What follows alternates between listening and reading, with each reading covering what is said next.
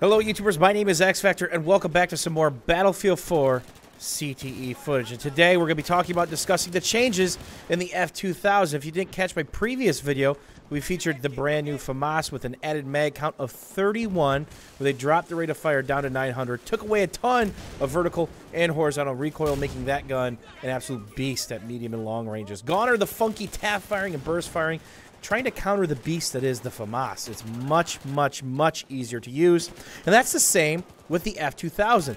The F2000 used to be this quirky little gun where you had a lot of horizontal recoil, and that made it tough to pick off head glitchers, even at medium range. So if somebody was behind that green little box with the third-person head flinch that is in vanilla, it made an absolute nightmare. And remember, this is the new Battlefield 3 soldier movements in this footage that you're watching.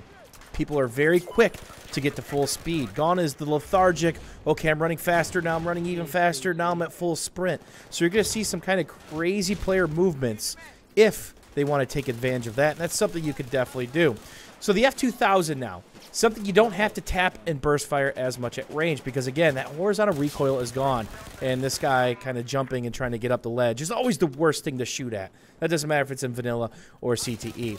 And true to any weapon in the game, it makes sense to stop, pop, and shoot. You see me kind of strafing around a little bit. That's uncharacteristic of me shooting because I'm trying to test out the limitations of these guns, and that's a nasty head glitch, so I decide to sneak up on this guy, get stationary, maximize my shot, and oh yeah, the Magnum has no trigger delay anymore. If they're within about 40 meters or so, headshot tater tot will take your target down. So again, I'm strafing a little bit to see how big of a mag dump I can get away with and how accurate it is. And remember, this is partnered with the lower time to kill that's in CTE. Almost every gun in the game takes an extra bullet at every range to kill the player. And that's simply because the tick rate has been increased and improved so much so that the time to kills were actually quickened once those changes went into effect. So they're trying to get them back down to the original times, and playing with bullet damage seems to be the best way to do it. The F2000 now is a competitor at medium and even longer ranges. Before, it was a close range specialist. Did it right in the medium ranges, and remember, the third-person head flinching is gone. And we also had to take into effect another stealth buff to any gun that had high recoil, which traditionally was a high rate of fire weapons. What would happen if you're suppressed and you started to shoot the F2000 or something like the FAMAS? The recoil would go out of control, even if you were ADS or hip fire. Well, now in CTE, that suppression has changed. There is optic sway, there is blurring, but the added recoil is now completely gone when you go ADS, which is a very nice thing. Hip fire, you still get 25%.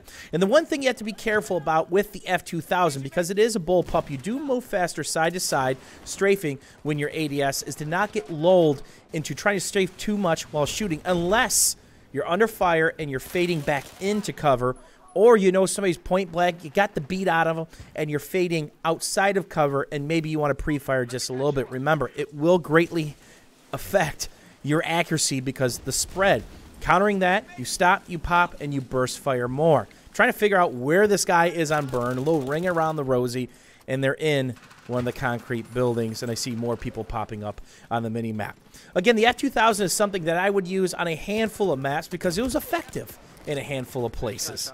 But now, thanks to the suppression nerf and all the changes to the F2000, much like the FAMAS, this gun is highly effective at medium.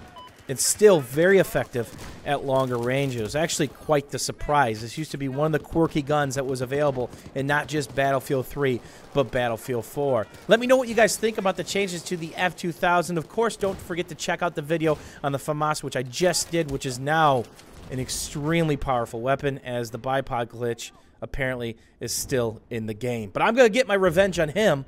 What's that? We can't see your head because you're tilted around the corner? Don't worry.